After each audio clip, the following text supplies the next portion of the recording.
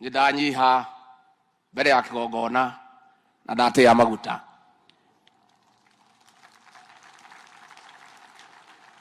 Mheshimiwa Rais, nataka kwanza niombe msamaha kwako kwa sababu nilichelewa.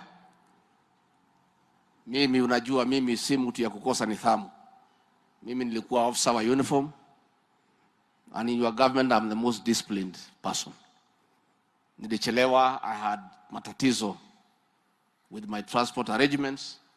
Halafu ikaingia mambo ya hewa, nikachelewa kutoka, nikakwama pale kati ya Longonot na Naivasha karibu 2 hours ndio nifike hapa. Rais, nataka nikushukuru kwa sababu ya hii kongamano. Siku nilikuwa pale Olkalau na hawa wakorino wetu walinituma kwako Rais, wakasema wangetaka kuja waketi na wewe na wangetaka wakuwe na maombi ya kitaifa, wakuombee wewe na taifa letu hapa Nakuru. Na mimi nilikufikishia ripoti without wasting any time, ukaambia nilete hawa wazee, nikawalete, tukaketi, ukatoa siku, na leo umefika hapa. I'm the happiest person in today.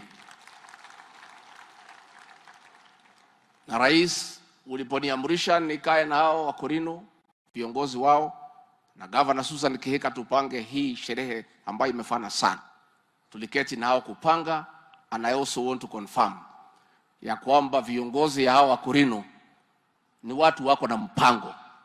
They are very organized people. Because when you look at this function, you see nothing but sheer organization. Baba wetu askofu, nataka nishukuru nyinyi kwa kuombea taifa na kumwombea rais wetu. Nchi yetu tuko na matatizo mengi, tunahitaji maombi. Kwa sababu mambo ya uchumi imetutatiza, mambo ya janga, mambo ya mashida mingi. Na kwa hivyo kama taifa tunahitaji maombi. And I want to thank the church kwa kufanya hivyo. Rais, sisi ni wafuasi wako. Na sisi kazi yetu ni kukusaidia. And we have no other role. Ours is to assist you to succeed in the management of the affairs of this country. And as you champion the economic transformation of this republic, as your deputy, I help you from the background to keep the country going. And in my own estimation, and you have not told me otherwise, I think I have done what is possible within my limited ability. Na nitaendelea. What I want to say is that let people not create narratives that do not exist. Unity will be achieved just like economic development. The economic development that Your Excellency are working on is through the bottom-up economic transformation agenda.